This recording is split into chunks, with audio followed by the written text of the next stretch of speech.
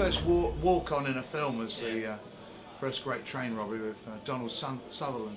And he was really nice, actually. I'd not really met a Hollywood movie star before, I don't think, and it was great because he was really like friendly, and he said, and I didn't have any lines in it. I was just like a pickpocket. I don't know if anybody's ever seen that film, but we were down in Pinewood, and they'd reconstructed the Strand. It looked an amazing set. I mean, I was quite young then. I hadn't done any. It was the first film I worked on, and he was great because he just came up to me and this other guy, and he said, let's go and check out where we got to walk, and we can work out what we're going to do, you know, rather than just walking on a set with him and being like a bit daunted and being told what to do by the director. He kind of took over and for that time, and he was a really nice guy. Proud to have done Quadrophenia, and I was one of those. It was about doing the Beatles film as well. It's like a labour of love because I loved the Beatles. I still do. I played Beatles for Sale the other day. I hadn't played it for years. It sounds really good still. Fantastic. I met Pete Townsend. I met the Who when I was like still at school. I went to see him at Dreamland Ballroom in Margate, and for some of the older members of the audience might have known that. Isn't this the story when they give you a lift home?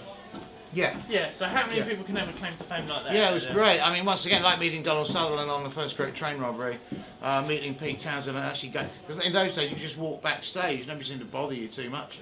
There was a couple of bodyguards there, or roadies, thanks a lot. Thank you, whatever, but it was a lot easier to get close to your heroes, if you like, all the stars that you knew. Probably the same in footballers as well. It wasn't all, these days, well, I don't know what it is, these days there's a lot of things have changed for the worse in a way. But anyway, yeah, so we'd gone backstage and we met them all, got their autographs, and then we were hitchhiking out of Margate, my friend and I, and because we missed the last train up the coast. So if you know North Kent at all, but it's like Margate, and then there's Westgate, and there's Herne Bay, and then Whitstable going up the line to London, and so we're hitching out of Margate in the dark. It was about midnight, I think. I don't know what it was, 11 o'clock, and this big American car pulled up.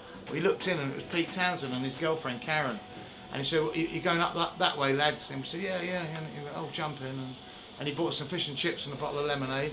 He dropped me at my home in Herne Bay, and my mate at his home in a place called Chesfield in Whitstable, and so that was lovely. You know, it made me realise superstars are human, if you like. They're not kind of like untouchable gods, and Pete's always been like that. I think he's always been like really down to earth guy. I always like the interviews he's done. You know, he's always really open and honest, to his detriment. Sometimes he's been too honest, but you know, he's just a very open guy and very kind as well. And so I've known him. I still kind of, I haven't seen him for a while, but I even know him to this day. You know, I see him occasionally. Keith Moon used to do his autograph like a moon, actually. Funny enough. It was a big on the O of the moon. It was like a great big O, a big crazy O. Yeah. An American. That was a sad loss, isn't it? Old Keith Moon. Oh, bless his heart. What a great guy. American Werewolf. How was that for you as well? Not timely. Yeah, that was a treat again. Seeing, I always remember that filming in Covent Garden and seeing how they constructed the wolf, and it was on a track, or one of the constructions of the wolf. It was on this like long track, and it was just shot, and so they'd have a camera in front of it shooting across the cobblestones, so you couldn't still see the back of it was completely open, but just seeing how the technique that they used, they put the wolf on a track and just shot across the Covent Garden like a rocket.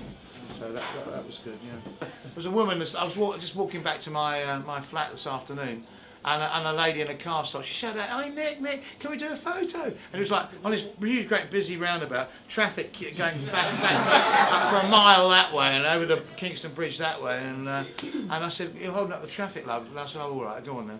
I thought she was going to get out of the car and everything. I said, "Look, I tell you what, take it while I'm by the car." And people were starting to get irritated behind, beep, beep, beep, beep. You know, they didn't know what was going on with that thing. But that's an example of it. But generally, people are okay, and I don't, you know. I'm fairly friendly sort of guy, I think, so it doesn't bother me too much. And people often say, "Oh, sorry to bother you, sorry about this, sorry the or the other." I say, well, it's like being the local vicar or something, or the local doctor in a village. You know, people are going to stop and talk to you. You know, it's part of the job, really. And I think people who can be.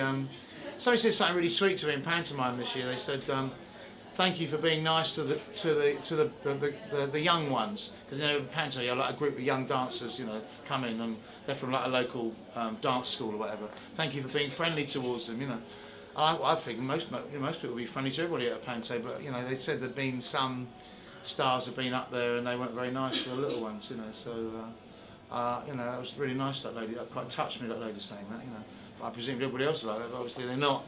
But there you go. Yeah, you know, it just depends, doesn't it? If I am ever grumpy and because I'm in a hurry and I'm running late, and I usually do it, but I say, oh yeah, I'm in a hurry, you know. They'll probably just think, oh, he's just like his TV character. So it's quite an advantage being horrible on the telly, because if you're horrible off it, then not that I am that often. I've heard them say, oh, he's just like he's on the telly, isn't he? I feel lucky that I've probably embraced both TV, film and theatre over the years as an actor.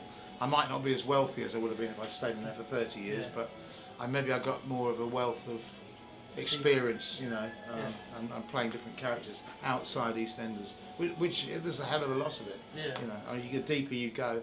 Rachel's been, you know, tracking everything down over the background. What I've done over the years, things I've forgotten about. You know, Pussy in Boots, the dear old Mike Reed. That was fun. Yeah. He liked me, bless him. Yeah. He did. I don't think he liked everybody. As long as he liked you. Yeah, he liked me. Yeah, he was all right, Mike. Yeah. I remember when one line from that was.